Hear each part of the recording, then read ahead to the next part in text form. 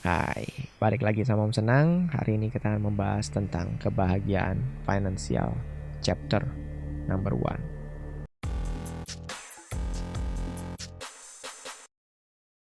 Nah, buat kalian yang biasanya setiap bulan habis gajian, habis itu bilangnya, aduh, gaji gue cuma numpang lewat, kemana nih duitnya?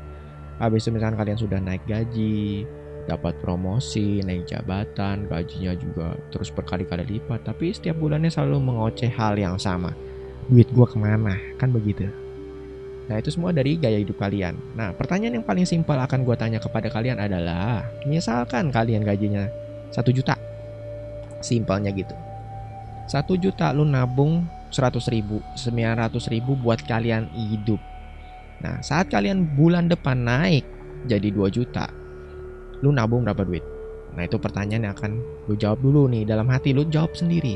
Ada yang jawab 100 ribu, ada yang jawab 200 ribu. Nah, jawaban yang menurut gua paling benar adalah 1.100.000. Dari mana itu jawaban 1.100.000? Gini loh, misalkan kalian gajian 1 juta, kalian nabung 100 ribu, berarti kalian 900 ribu untuk hidup cukup.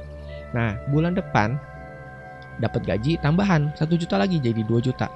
Nah, 1 juta tambahannya itu ditambahin ke tabungan kalian, jadi 1.100.000. Dan membuat gaya hidup kalian tetap 900 ribu. Itu yang membuat kalian setiap bulannya yang biasa makan warteg sama nasi dan kecambah cukup, itu tidak berubah jadi lu makan di mall. Atau misalkan lu ngopi yang biasanya saset, atau minum air putih aja lah gratisan dari kantor. Habis itu lu pasti ke kafe, beli kopi yang 50 ribu. Atau misalkan lu awalnya ngopi sasetan 5 ribu aja udah beres, lu berubah jadi 50 ribu minum di kafe. Sama kayak makan, misalkan makan lu 7 ribu, nasi sama kecambah anak toge tuh cukup. Tapi setelah naik gaji lu berubah ke mall yang makan satu kali makan bisa 70 ribu, 10 kali lipat lebih tinggi. Nah, itu yang membuat kalian tidak bisa nabung. Nah, gue udah buat tentang kebahagiaan finansial dan ada beberapa step yang harus kalian lakukan untuk membebaskan kalian dari finansial.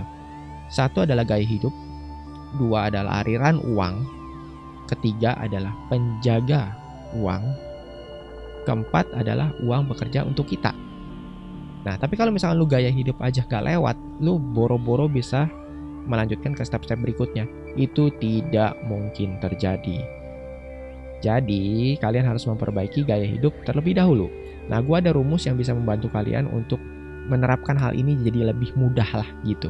Nah, misalkan gaji kalian 10 juta, kalian 70% dari 10 juta berapa? 7 juta. Itu untuk hidup, untuk bayar kontrakan, bayar kos-kosan, makan, dan kawan-kawan. Nah, 20% ya untuk bayar hutang. Tapi kalau misalkan kalian tidak punya hutang, masukin ke 10 terakhir. 10 terakhir itu untuk nabung. Jadi kalau kalian tidak punya hutang, kalian bisa nabung 30%. Tapi misalkan kalian punya hutang, kasusnya ini akan membantu kalian terbebas dari hutang. Gimana caranya kalian bebas dari hutang? Misalkan lu punya gaji 10 juta dan lu punya kos 2 juta untuk bayar hutang. Nah, lu punya hutang sama temen lu misalkan 10 juta. Nah, lu gak mungkin nih, gak sanggup bayar 10 juta langsung. Nah, lu bilang sama temen lu, gue boleh gak nyicil? Tapi 2 juta 2 juta. Sampai 10 juta lunas. Kan 5 bulan lunas tuh. Nah, temen lu pasti, oh iya daripada gue gak dapat duit gue balik, mendingan nyicil gak masalah gitu loh. Ya lu bayar aja gak apa-apa, gak masalah. Nah, dalam waktu 5 bulan lu punya utang lunas dengan 2 juta 2 juta tadi. Jadi kalau misalkan ada orang yang punya hutang dan tidak mau bayar, menurut gua mungkin dengan dia menerapkan hal ini dia bisa bayar utang. Nah, habis itu misalkan lu udah bebas dari utang, lu bisa nabung 3 juta sebulan dengan gaji 10 juta. 7 juta untuk hidup, 3 juta untuk nabung. Nah, kalau misalkan lu bulan depan naik gaji jadi 20 juta, nah lu udah yang 70 tadi udah gak usah dikotak-katik.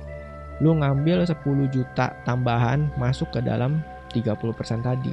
Jadi lu nabungnya itu sebulan 13 juta. Dan itu lu bisa membuat gaya hidup lu tetap di 7 juta. Nah, gimana supaya lu bisa nekan lagi nih dari 7 juta kosnya tadi dikecilin lagi. Nah, misalkan lu naik kendaraan pribadi, motor kayak atau mobil ke kantor lu. Nah, untuk isi bensin harganya mahal banget sekarang. Habis itu lu pasti maintenance oli, bayar cicilan mobil dan kawan-kawan, itu kos lu jadi gede. Yang mau gak mau lu pasti keluarin, kalau gak lu gak bisa jalan. Padahal lu kalau misalkan naik kendaraan umum itu, misalkan lu kayak gua kasusnya, gua kalau misalkan bawa mobil itu ke kantor misalkan habis sekitar 150.000 satu hari untuk tol dan bensin, tapi pulang pergi ya.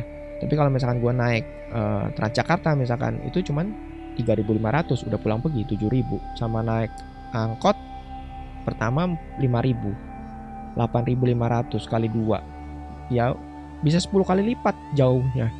Habis itu soal makan juga sama. Makan di warteg yang kenyang murah kok, misalkan di bawah 20.000 udah dapet. Tapi misalkan kalian makan di mall, ya lu hitung sendiri, atau lu pesan Grab misalkan, itu 30.000 ke atas udah pasti kena itu. Tapi lu misalkan udah lu hidup dengan warteg aja, dan menurut gue cukup sehat, dan itu bisa menekan kalian punya kos makan.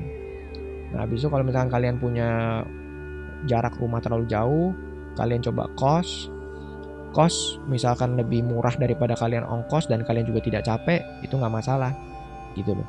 Yang penting kalian bisa neken tadi 70%-nya, mungkin bisa cuman kepake 50% ternyata nih. 50%-nya lagi lu bisa nabung, itu lebih bagus lagi. Tapi kalau misalkan lu tidak melakukan step gaya hidup ini, lu nggak akan bisa lanjut ke step-step berikutnya yang akan nanti gue ajarkan, seperti aliran uang, cash flow, penjaga uang, asuransi, dan uang bekerja untuk kalian.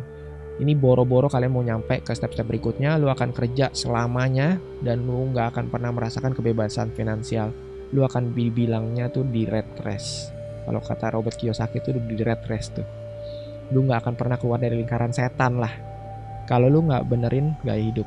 Karena lu setiap naik gaji, lu tidak spare menjadi tabungan atau aset yang berjalan, itu hanya akan meningkatkan gaya hidup kalian menjadi lebih boros. Nah muncullah kata-kata yang tadi di awal gue bilang, habis gajian duitku cuma numpang lewat, kemana duitnya? Semoga rumus ini bisa membantu kalian dalam memperbaiki gaya hidup kalian. Sampai ketemu lagi di step berikutnya dengan Om Senang. Kita akan mempelajari tentang kebebasan finansial.